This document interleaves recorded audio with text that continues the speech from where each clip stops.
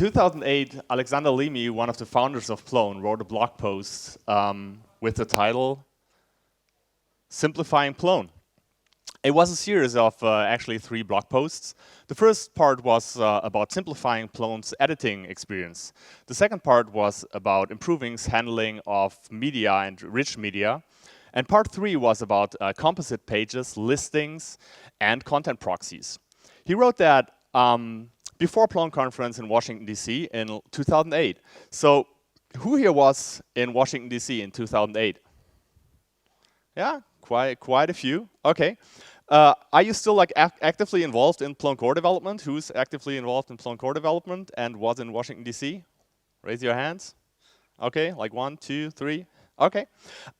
In 2014, Eric Sear wrote a piece about generational relay, and he also gave talks about this, how passing the torch in open source projects, right? And he cited a study that the half-life of a Debian developer is 7.5 years, right? And like 2008, that's more than 11 years ago, right? So it's not uncommon that like people leave in open source projects, right? Other projects have that problem again as well. And you have generations of developers, right? The interesting thing about Plone is that ideas and stories stick far more than actual code, right? Eric asked yesterday, what is Plone if we replace the front end and the back end, right? I mean, it's just a set of ideas and stories and people, right? That's it.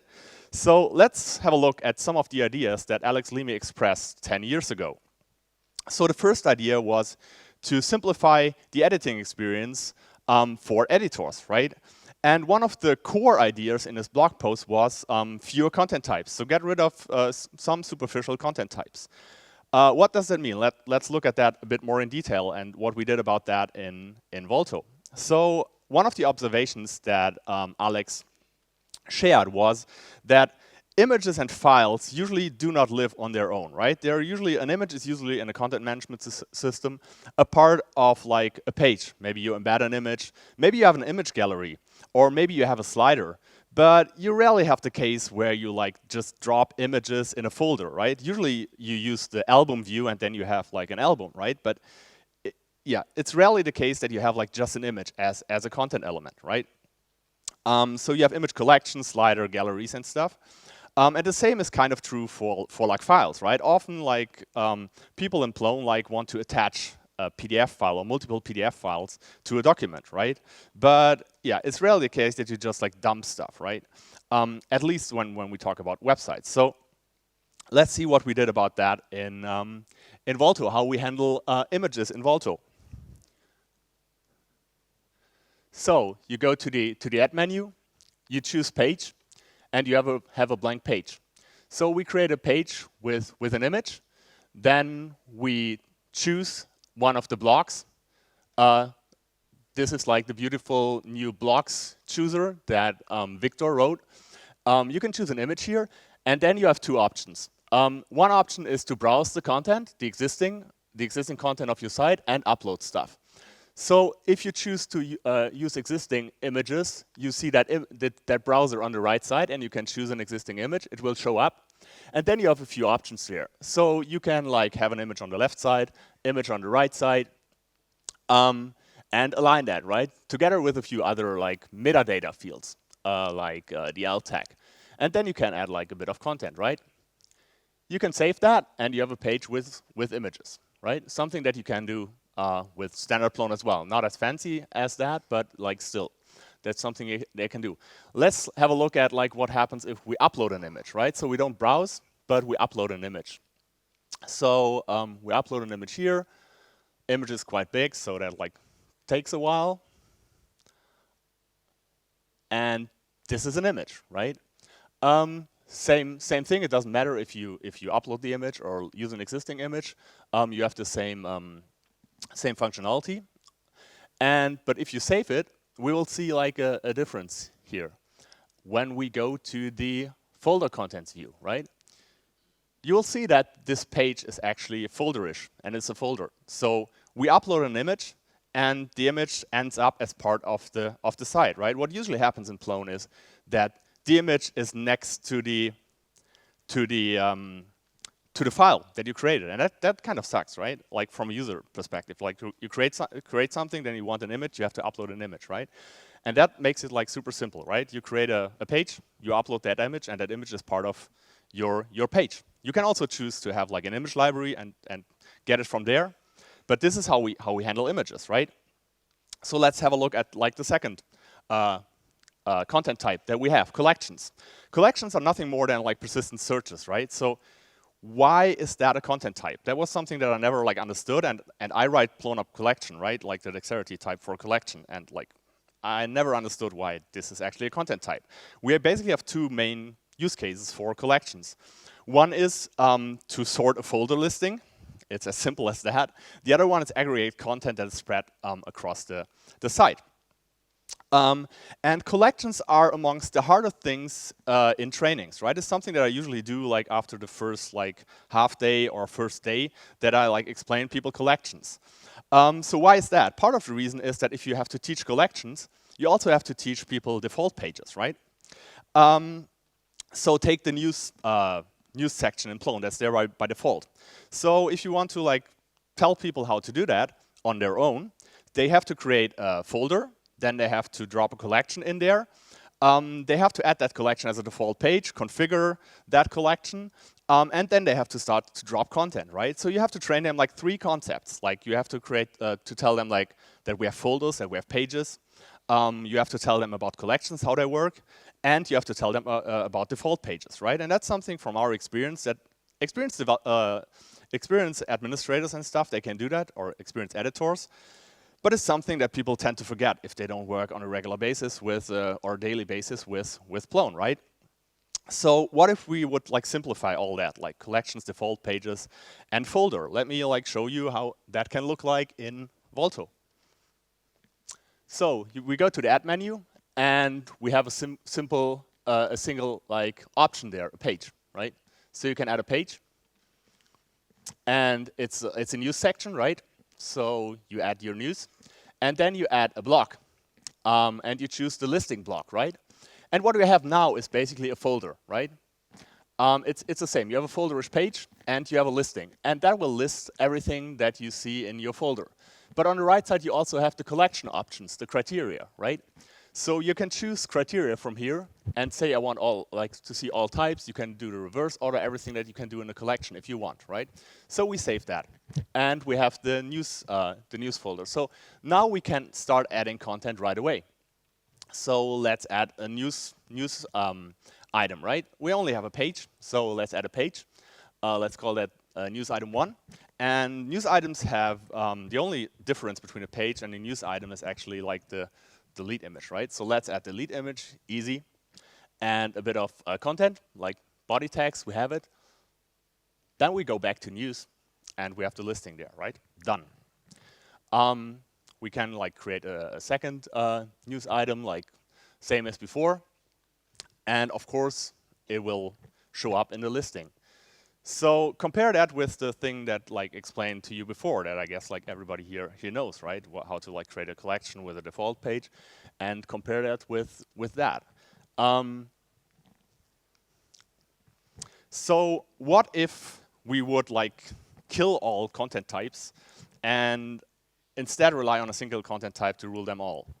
I have a confession to make here. When I actually downvoted the idea of folderish pages or folderish types 2 times in the framework team, right? Because I thought that it's like it's too disruptive, and there are lots of things that we have to think about if we move something to folders, right? We heavily rely on the differentiation in Plone between folders and pages, right? They're like 2 different things. This is the first thing that you like train people, right? You have like, when I do the training, I start with like, you all have like the Windows Explorer, right? So you have pages and you have folders, right? This is how you organize your content. So I was a bit skeptical about that. But when we did Volto, then I thought, like, yeah, let's give it a try, right? I mean, we had like Rob in the team, and he is an advocate of that like since forever. So let's give that a try, right, and see how that goes. And since then, we shipped that idea or this configuration for the past 3 years, we got an overwhelming like positive feedback from our clients because it removes a significant cognitive overhead. But you have to try out, my experience is that you have to try out things before you can actually judge them, right? I'm always like a bit skeptical of like new things, and I want to like try them out before I like have a final judgment. So we did that, right? And like, yeah, and that happened quite often. To me, so like if Albert created the new Pasanaga UI toolbar, right, and he moved the save button from like the bottom of the page up to the page, I hated that. I hated that so much, right? And then I tried it out for like 30 seconds, and since then I love it. I love it. It's so strange to me to having to scroll down the entire page to like save something. And it's an experience that I would like. I would ask everybody like to give it a try. Like every new idea, just like try it out. And with Walter, we had like the chance or opportunity to try out things and ideas that have been around for like more than 10 years actually. So let's continue on our like quest to simplify Plone, right? The second blog post by Limi was about like rich media, like images and stuff, right? And that was like 10 years ago, so that was like ancient technology, right? To compare to what we have now.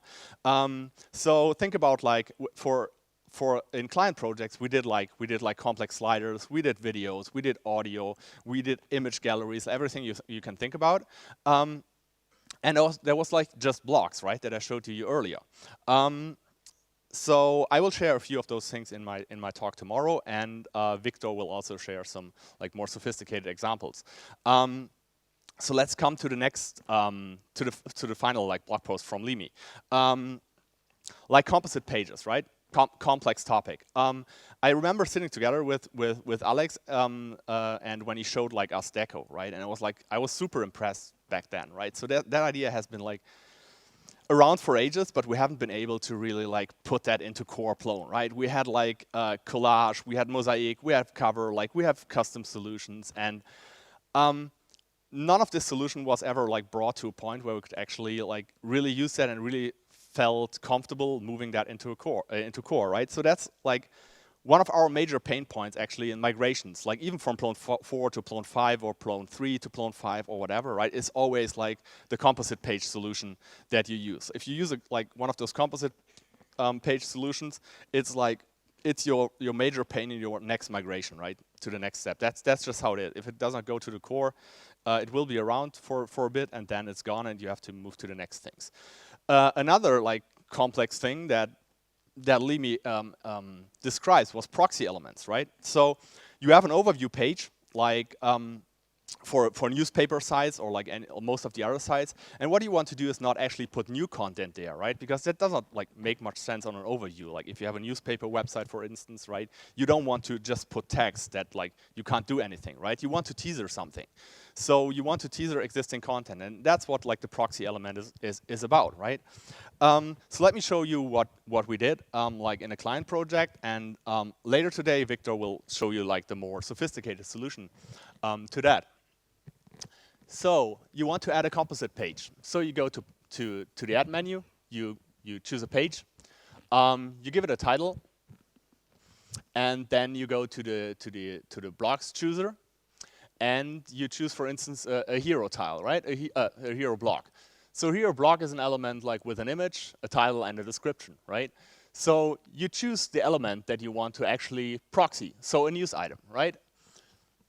So it shows an image and text, right? So you can choose like different variations, right? Image on the left, image on the right, image on the top, right? This is a really basic example. You can do like, you can style it more fancy and stuff. So next is like we add like a teaser block, right? So you can choose here like between 1 to 4 elements, right? That's like a grid-like element, but with teasers. So you choose like the first element, you choose a second element with that beautiful like right toolbar that Victor and Rob created at the Beethoven sprint. You choose the third one, and you see like how quickly you can add stuff, right? And it's there. So this is a composite page. You can save it, and then it will like, there it is.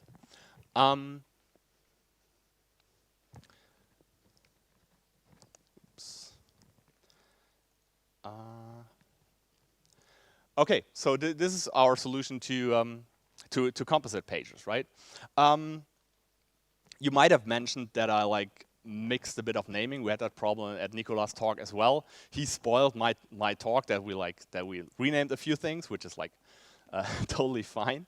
You know what they say, right? I mean, there are only like two hard things in computer science, right? Cache invalidation and naming things, right? And that's like true. We had such a hard time of naming things, right? So at some point we decided to like rename tiles to blocks, because tiles, I love the name tiles, right? Because it makes so much sense in the mosaic, right? But we had the feeling that this does not like really fit like modern web design, right? Because if you look at Cover or other like block solution or mosaic, right? It's really like it's a mosaic, right? And you have columns and you have like grids. And our experience is that modern web design is like single column, right? And then you have like blocks that can have like multiple columns. But in the end, it's blocks, because you have everything. You have to make everything responsive, right? And that's hard if you can create arbitrary mosaics, right? That was part of the reason. Second reason is that Gutenberg is also like using the blocks term. And third reason is that like tiles or Kacheln in Germany is like something that none of our like clients understands, right? It's like it just does not feel right, right? So we decided to rename that to blocks. Another thing is the proxy tile. I never like quite liked the term proxy. In other, like I had a talk with Rob about that. In other languages, it's more natural. But I always ask myself, like, could I go to my mother and explain that to her, what that is, right? If I would tell her, hey, Mom, that's a proxy tile, right? And of course, she wouldn't have a clue what I'm talking about, right? So we had a hard time, and we like shipped our proxy tile to a client, and I was like telling them like, it was like a pre-version for them to have a look, and I told them like, we're sorry, like we had to name that proxy tile because we don't like have a better name. And then they came back to us and said like, yeah, why don't like call it teaser tile? And it immediately clicked with me. I thought like, yeah, teaser is like exactly like the thing that it does, right? It teasers the real content. So all the naming is like still like open for discussion, of course, right? I mean, in the Volto team, we make decisions. But that doesn't mean that like we have to keep it that way. But for me personally, that makes lots of sense.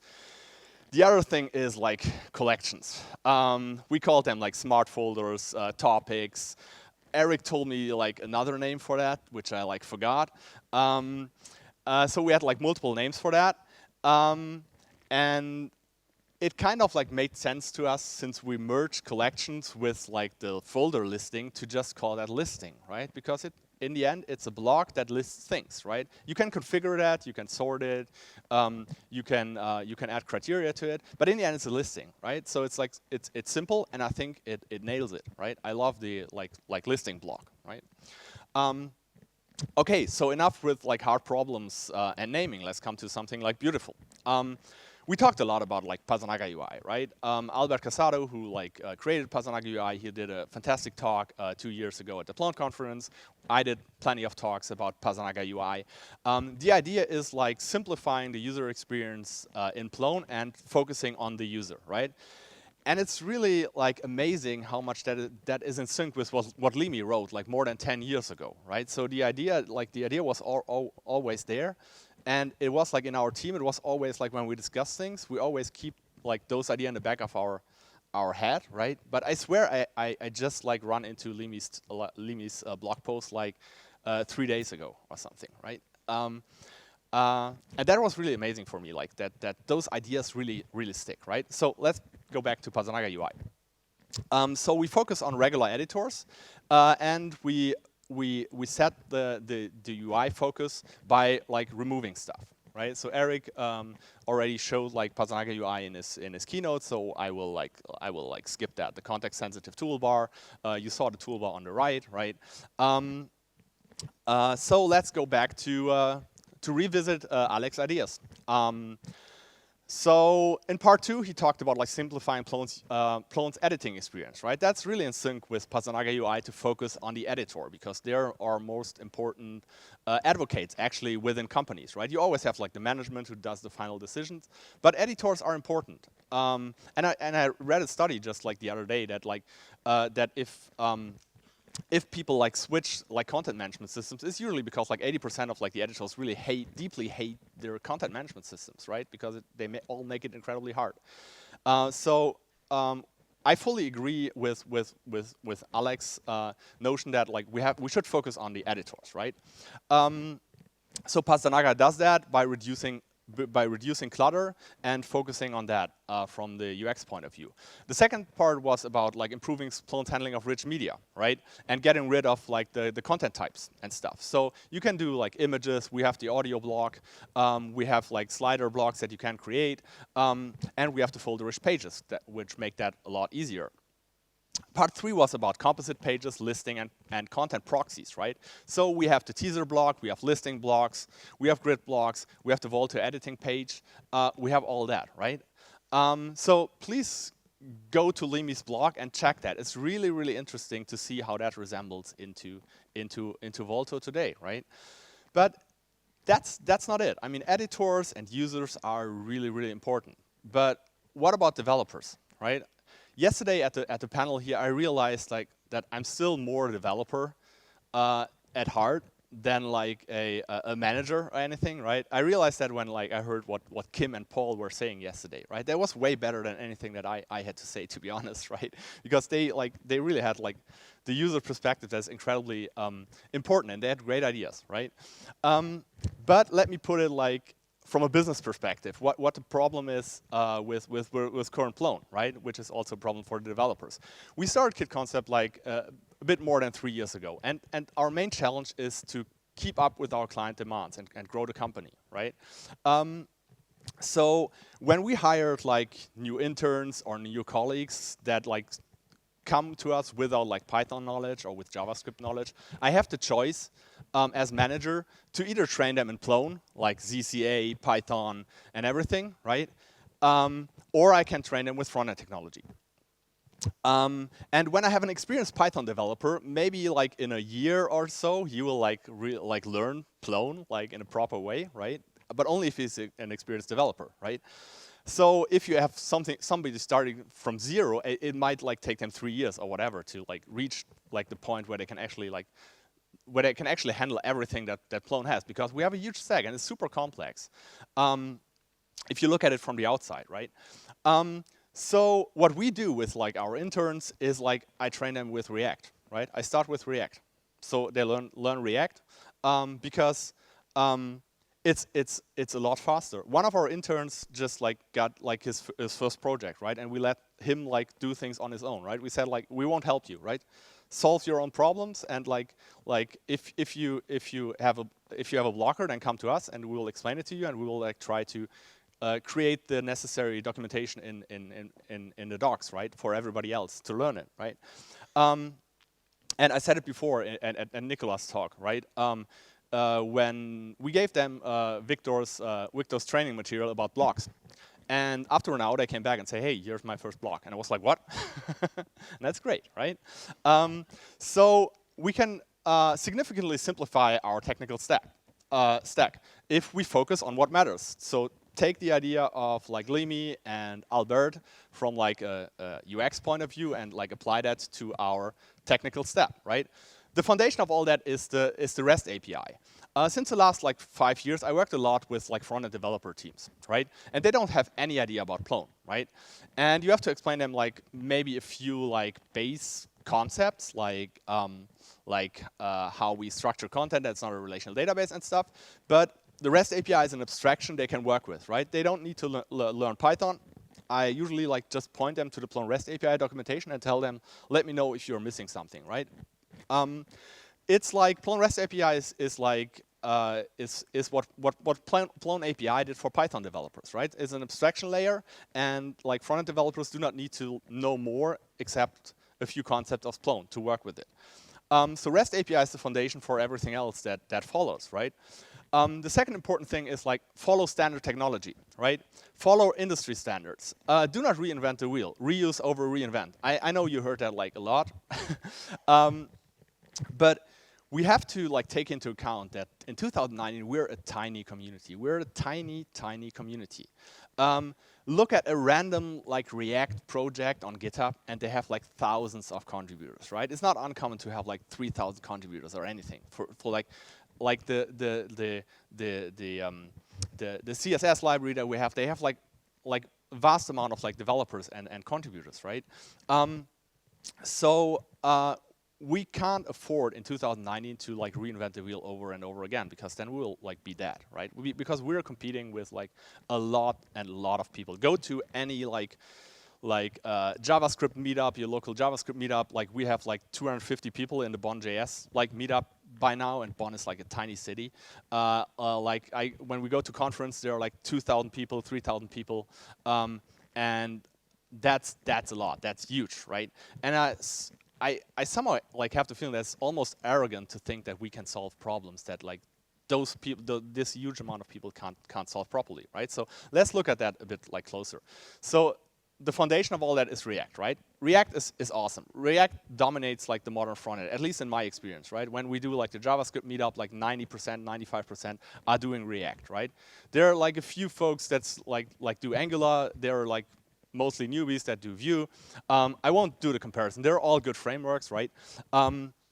But like my personal feeling is that React is like really the dominant like factor and the most innovative community. And we tried the other ones, right? We were like on the Angular, we were using Angular heavily, AngularJS, Angular 2 and stuff, right? We tried out Vue. And we made the decision like to go with React, and that's like a great decision, right? And it's all Rob's fault. So yeah, for React, we're using like the standard React stack, right? So we're using React Router, we use Redux, we use Razzle for server-side rendering. So if you have a like half-decent experienced React developer, they will know like our stack immediately, right? I mean, Plone is and Volto is like a complex system, right? Because like that's like enterprise CMS, right? We are not building like a small website or like Gatsby, right? So it's definitely like a complex system, but it's complex because like that's our requirements, right? But it uses only the standard stack. So if you know React and the standard stack, there's nothing that you really have to learn, right? Except like maybe our choices. And that's really important to us. We don't move to like the fancy latest things right away. We wait a bit, right? And React is incredibly stable. So I'm really happy with React. Second thing is like Semantic UI. Don't reinvent the wheel, right? And it turned out that like choosing a CSS framework is like actually a lot harder than choosing a JavaScript framework. We didn't expect that. So Paul, if you want your pillow fight, like next time maybe recommend like a CSS framework pillow fight, because we monitored CSS frameworks like over like 2 years or so, and we had really promising options there, right? We looked at Material Design Lite and stuff, right? And Material Design Lite like just vanished, right? It was like one of our favorites, and like it just vanished. It was gone, right? So we are relying on Semantic UI. Semantic UI uses less. It has its own like theming mechanism, which we don't have to reinvent. It has like tons of variables if you like them. It has a community. It has React bindings. It also has Angular bindings and jQuery bindings. So we heavily rely on that for Volto, right? And also another thing that we took is what the React community or JavaScript community is calling component shadowing. It's basically the idea is just a bunch of templates, right? So you take an existing template or component, you drop it to a folder, and it will like override the existing one, right? So like rather easy. Though as always, like I was like still a bit skeptical, at least at the inside, right? So I thought about like, okay, we have to like actually try that out, right? And I only like, maybe I'm too skeptic, but I only believe things if I like really see them, right? So a client approached us and asked us for Volto training. They were considering using Volto for a really large project, and you know how it is with large clients, right? They can't afford to just like hire one agency and then rely on them, right? So they need people in-house to at least understand a bit of the stack and can jump in, right? So they asked us to do a training with them, right? And their idea was like, yeah, we have a few people that like have worked with web stuff, right? So why not like train them in like doing a theme, right? Because theming is simple, right? In Plone. So we had like we did a 3 days training with people that had like from no experience with web development and HTML at all, ops engineers and stuff, right?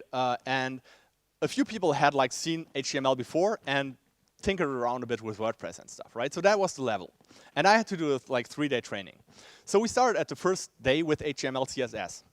And we really started from zero, right?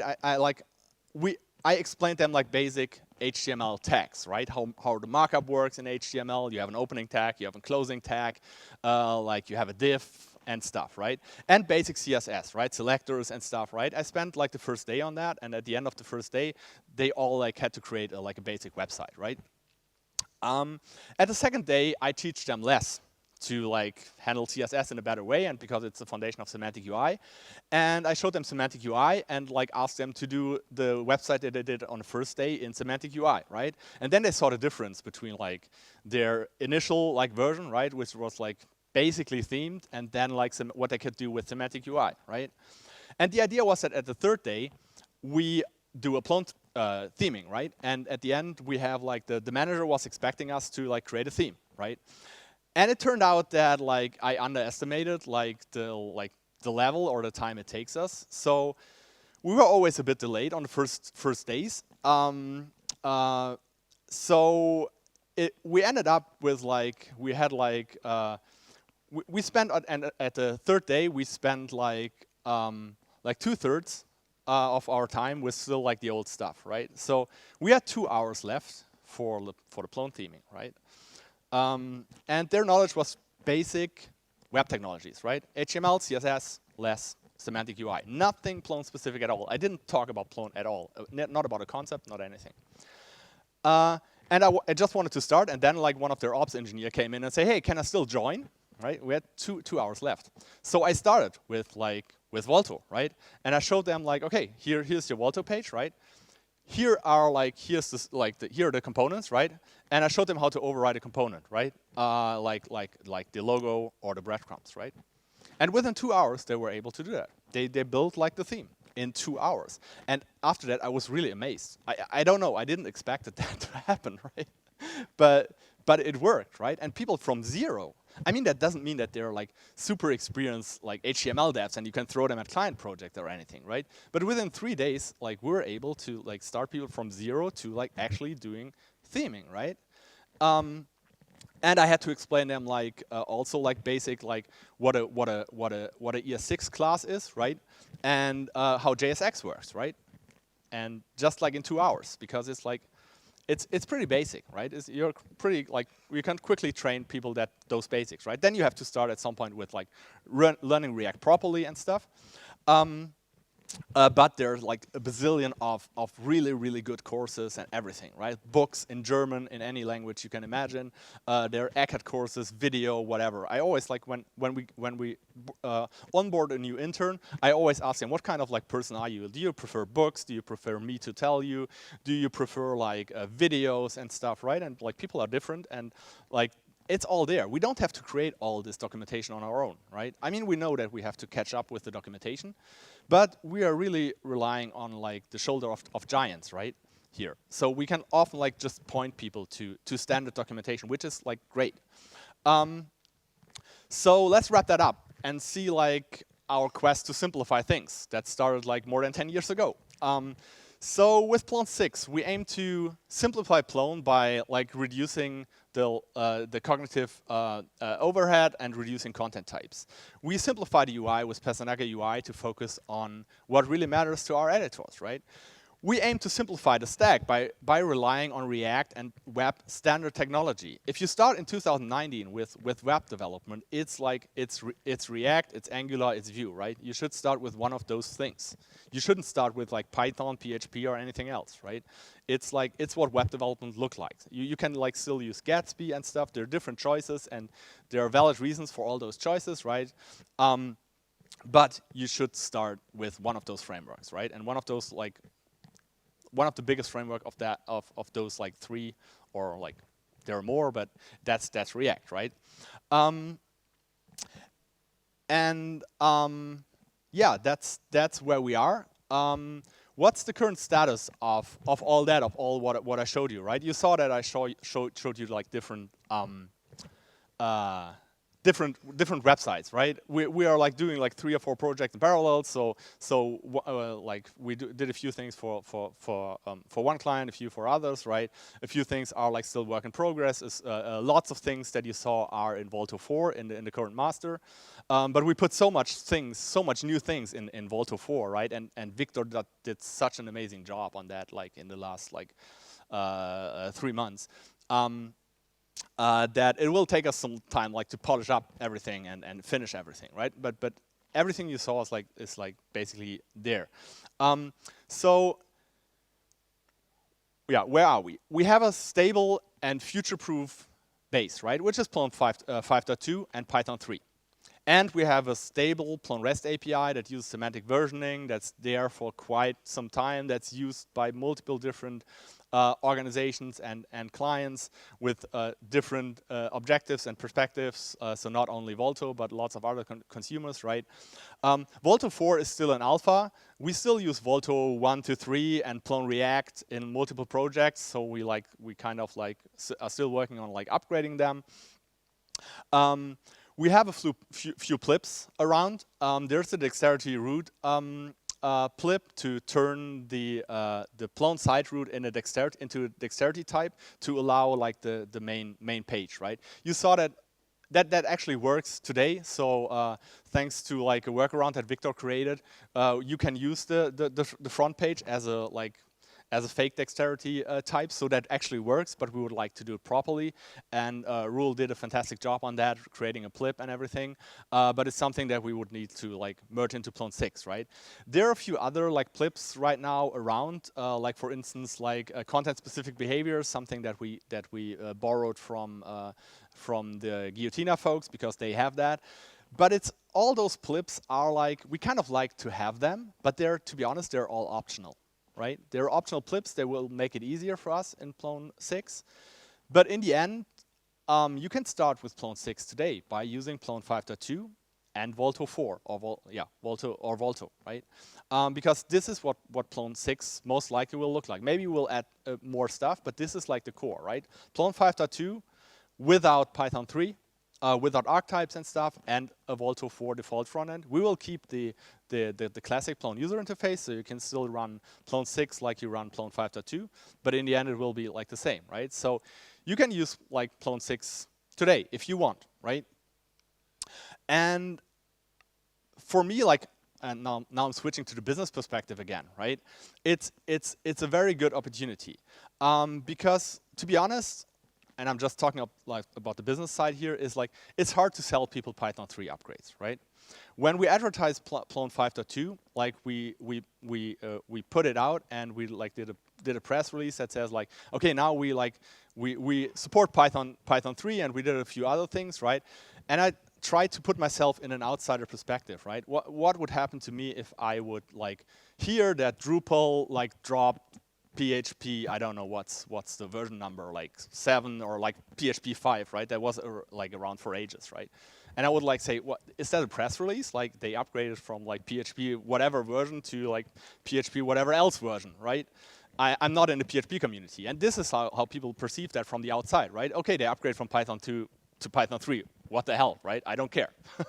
And I know like the effort that we had to put into that, right? And I'm deeply, deeply thankful to Philip and everybody else who was involved in that, right? But it's hard to sell people the Python 3 upgrade because for them it's just like, it's painful, there's the risk of breaking things, and they have to put a significant amount of money on the table, right? And they have to rationalize that. Within larger organizations, it's never that you talk to like everybody at the same time, but you talk to one person and they maybe want that, but they have to go to their superiors, and then the person has to go to their superiors again and stuff and rationalize that, right? And if the only thing that you have is like the stick, right? And you say like Python 3 support endless, right? They might consider to like switch the systems, right? Because in large organizations, you always have people that don't like Plone. You have people that like Plone, and there's always like something going on, right? No matter what system you have, you always have like somebody who prefers that, or like whose like wife or husband uses something else in their work or whatever, right? So that's a risk of like losing clients and not making them happy, right? So we also have the carrot now, right? We have Volto, right? So you can go to a client and show them Volto and say like, okay, you can have that, right? And that's like the fancy thing. And we usually in larger organizations have the problem with like public relations and internal communications and people that are more visually oriented, right? And like usually they like WordPress or something else a lot, right? Because it looks nice and everything. And they're saying like they're pushing for those systems, right? And with Volto we can compete with that, right? You can compete. You can like take Gutenberg and compare it with Volto, right? And say, okay, this is similar, right? So we can do fancy things today. And if that doesn't work, if the carrot doesn't work, right, you can still come with a stick and say like, yeah, but you know, like in 2020, right, we need to do that Python 3 upgrade, right? And that usually works out quite well, because like you have something for everybody, right? So yeah, if you want to like jump in, go to voltokitconcept.com, give it a try. It's still Volto 3, right? So it's like the old version. We have to upgrade it, which we will do soon. But I mean, Volto 3 is still like the basic things are there. Yeah, please write bug reports. Give us feedback. Like Philip said yesterday, right, on the stage. I'm really thankful that he did that. Like we're an open community. We have a community process, right? We have clips that you can write if you don't like something about Plone. You can like jump into GitHub issues, discuss things with us, right? We kind of like make decisions in the Volto team, but that doesn't mean that like this is set in stone, right? We come to conferences to like hear your feedback and hear what you think, right? Tell us your experience, jump into the discussions, write bug reports, give us feedback. Please come to the sprint. I would love to see people like non-technical people at the sprint who can help us. Like if you haven't used Volto, that's like perfect, because then we can like let you sit down and like watch you, or maybe even screencast like your first experience with Volto. I would love to see that, right? I always ask people like, if you haven't used that, like please sit down, show us how you work with it, right? Because then we can work out like the UX problems that we still have. There's definitely there. So please give us feedback. We have 3 trainings on React and Volto, thanks to Rob and Roel and Victor, right? We have a React training, we have a Volto training, we have the Volto hands-on training. We are working on a documentation with the season of docs. We had like 40 people that attended the training, right? Which is awesome. That was like the biggest training at the conference. That's great, right? So please don't stop there. Come to the sprint. Help us work on that, and yeah, help us to build Plone 6, to simplify it, to make a difference. That was it. Yeah, feel free to like approach me anytime in the hallway, anywhere. Give me your feedback, or anybody else from the Volto team, Rob, Victor, anybody else. I'm Tisto on GitHub, on Twitter, Timo Stollenwerk. Shoot me an email at tisto@plone.org, or visit our company website. Thanks for listening.